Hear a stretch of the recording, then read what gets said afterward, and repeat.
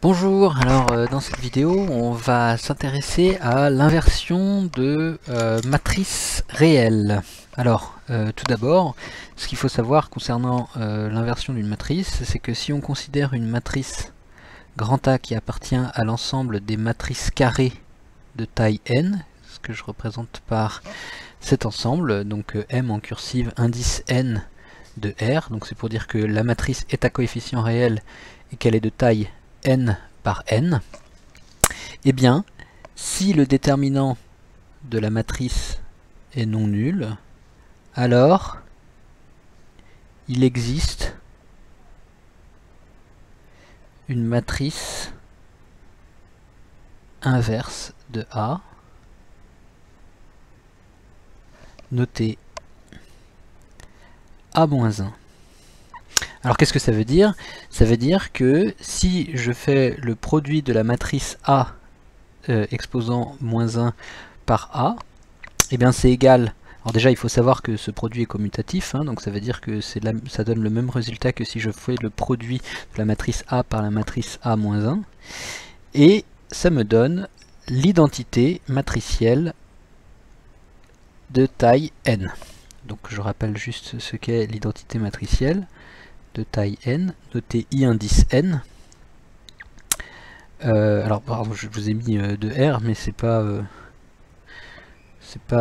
R, ça s'écrit pas comme ça, c'est juste on l'écrit I indice n, et I indice n c'est la matrice de taille n par n avec uniquement des 1 sur la diagonale. Donc il faut s'imaginer une matrice qui n'a que des 1 sur la diagonale et des 0 partout ailleurs. Donc en dehors de la diagonale, je n'ai que des 0. Et donc cette matrice a n lignes et n colonnes. Donc ça c'est l'identité matricielle de taille n. Donc ça veut dire que c'est une matrice bien sûr qui appartient à m indice n de R. Donc c'est une matrice carrée. Voilà, alors maintenant on va regarder le cas général lorsque n est égal à 2. Donc on va considérer une matrice A qui est de taille 2 par 2 et qui contient 4 coefficients, donc qu'on va noter A, B, C et D, et chacun de ces 4 coefficients appartient à l'ensemble des réels, c'est-à-dire donc que A appartient à M indice 2 de R.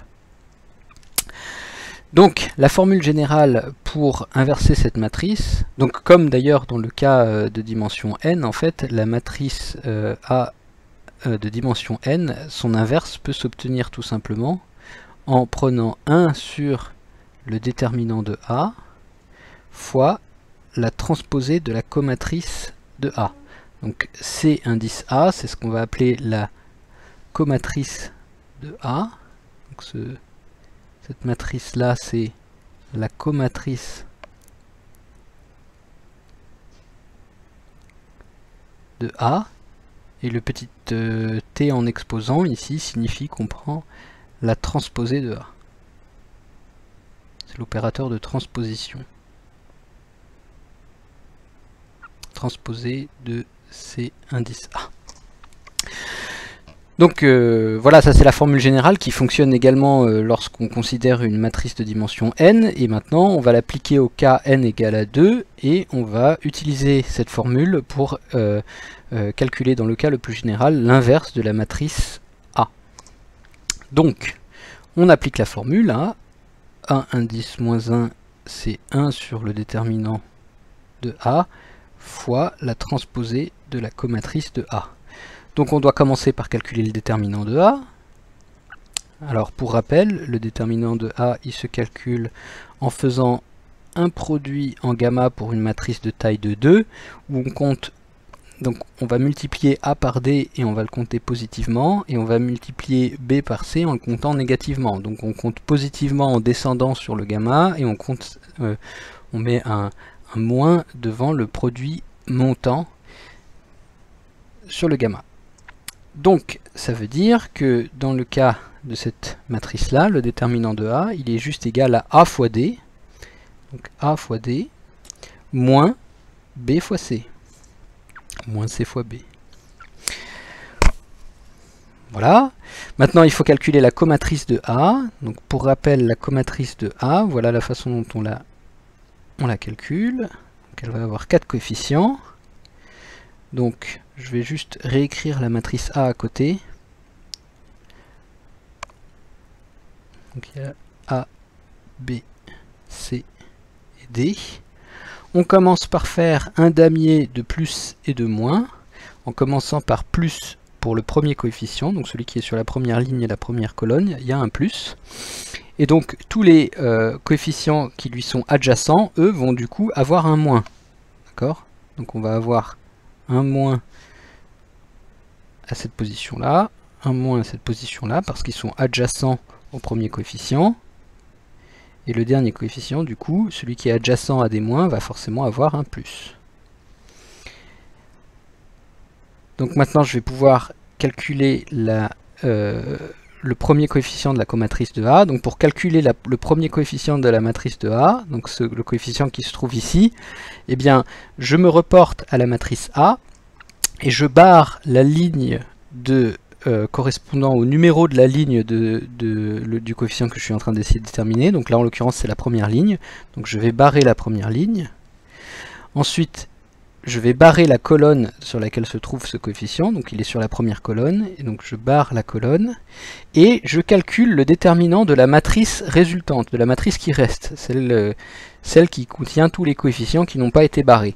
En l'occurrence, pour une matrice de 2, c'est très simple, parce qu'une fois que j'ai barré une ligne et une colonne, il ne me reste plus qu'une matrice 1 par 1, c'est-à-dire qu'il ne me reste plus qu'un seul coefficient. Et donc je dois calculer le déterminant de cette matrice et le mettre à la position correspondante dans la comatrice. Donc le déterminant de la matrice 1, 1, qui ne contient que le coefficient D, il est égal à D, donc avec un plus devant, donc la valeur ici c'est plus D. Maintenant, pour le second coefficient, donc on va considérer celui qui est sur la première ligne et sur la deuxième colonne, et bien j'applique la même formule, donc je dois barrer cette fois la première ligne et la seconde colonne. Voilà. Et là, cette fois, j'ai un moins devant, donc je vais être obligé de mettre un moins, et je dois calculer le déterminant de la matrice restante. Et la matrice restante, en fait, c'est la matrice qui contient le coefficient C ici. Donc le déterminant de C, bah, c'est tout simplement C. Donc j'ai moins C. Donc de la même façon, à cette position-là, sur la deuxième ligne, première colonne, ben, en fait je vais barrer la première colonne et la deuxième ligne. Il va me rester plus que le coefficient B avec un moins devant. Donc je vais avoir moins B ici. Et pour la dernière case, deuxième ligne, deuxième colonne, si je barrais la deuxième colonne et la deuxième ligne, il ne me resterait plus que le coefficient. Enfin, du coup, ça me barrerait tous ces coefficients-là. Il ne me resterait plus que le coefficient A avec un plus devant. Et donc, je vais faire plus A. Donc, voici ma comatrice. Ça, c'est la comatrice de A. Et maintenant, je dois prendre la transposée de cette comatrice. Et la transposée de cette comatrice, ça va être la matrice suivante. Donc, pour transposer, en première position, je vais avoir D. En deuxième position, je vais avoir moins B à la place de C. Là, sur la deuxième ligne, première colonne, je vais avoir moins C. Et sur la deuxième ligne, deuxième colonne, je vais avoir A. Donc en fait, c'est assez simple de construire la transposée de la comatrice à partir de la matrice A. Vous voyez que les deux coefficients qui sont sur la diagonale ont juste été échangés. Donc j'ai mis le A à la place. Vous voyez que le A a pris la place de D. J'ai juste échangé les deux positions, comme vous pouvez le voir sur la transposée de la comatrice. Alors que les coefficients B et C qui sont sur l'antidiagonale, eh bien, ils sont restés à la même position. On a juste mis des moins devant. Donc en fait, c'est très facile de construire la comatrice dans le cas d'une matrice de 2. Il suffit d'échanger les positions des deux coefficients qui sont sur la diagonale. On laisse les deux coefficients sur l'antidiagonale à la même place, on met juste un moins devant. Donc maintenant je peux construire ma matrice A exposant moins 1, donc l'inverse de A, c'est 1 sur le déterminant de A qui est égal, donc ce déterminant à AD moins CB, fois la matrice, la transposée de la comatrice de A, c'est-à-dire la matrice qui contient D, moins B, moins C, et petit a. Alors, on peut vérifier que ça fonctionne. On va tout de suite calculer a-1 fois a. Donc a-1 c'est 1 sur 1 sur AD moins CB fois la matrice D moins B moins CA fois la matrice A qui contient A, B, C, D. Donc je dois calculer d'abord le produit de ces deux matrices-là. Donc la façon de le calculer, c'est d'utiliser la disposition graphique suivante. On met la première matrice à gauche. Ensuite, juste au-dessus et un petit peu à droite, on met la seconde matrice, donc A, B, C et D, ce qui va nous permettre de calculer le produit de matrice. Donc là, j'ai, pour le premier coefficient, je fais le produit scalaire de cette matrice, ce vecteur ligne là qui contient D et moins B par le vecteur colonne AC. Donc ça me donne AD moins BC. Et de la même façon donc pour les autres coefficients. Donc là je vais avoir, pour le second coefficient, je vais avoir DB moins BD. Pour le coefficient qui se situe en bas à gauche, je vais avoir moins CA plus AC. Et pour le coefficient en bas à droite, je vais avoir moins CB plus AD. Autrement dit, on voit que cette matrice-là, donc elle contient sur sa diagonale AD moins BC. Là, si je remets les coefficients dans le bon ordre, j'ai également AD moins BC. Et sur l'antidiagonale, on voit que ici c'est égal à 0. DB moins BD ça fait 0. Et moins CA plus AC ça fait 0 également. Donc j'ai des 0 sur l'antidiagonale. Et on reconnaît ici que on a le déterminant en fait de A. Autrement dit, on vérifie que A moins A fois A, c'est 1 sur le déterminant de A qui est égal à AD moins BC, fois une matrice qui contient sur sa diagonale AD moins BC et des 0 ailleurs. Donc si je divise chaque coefficient de la diagonale, je vais obtenir 1. Donc j'ai 1, 0, 0, 1. Et ça, c'est la matrice identité pour l'ensemble des matrices carrées à coefficient réel de dimension 2. Donc on retrouve bien I indice 2. Et on a bien montré que A exposant moins 1 est égal à A. Si vous voulez, chez vous, vous pourrez vérifier que si on fait le produit dans l'autre sens, A fois A indice exposant moins 1, on obtient également la matrice identité. Alors maintenant, on va appliquer ça à un exemple numérique en considérant une matrice A qui contient les coefficients 1, 2, 3 et 4. Et on va calculer A exposant moins 1. Donc c'est égal à 1 sur le déterminant de A. Donc le déterminant de A, souvenez-vous le produit en gamma, c'est 1 fois 4, moins 2 fois 3, fois la transposée de la comatrice de A. La transposée de la comatrice de A, elle est égale à quoi? Donc souvenez-vous, le moyen mnémotechnique qu'on a établi, c'est qu'on échange la position des deux coefficients qui sont sur la diagonale. Donc j'ai 4 en haut à gauche, 1 en bas à droite. Je reporte les deux coefficients qui sont sur l'antidiagonale, 2 et 3, mais en mettant des moins devant. Tac, tac. Voilà.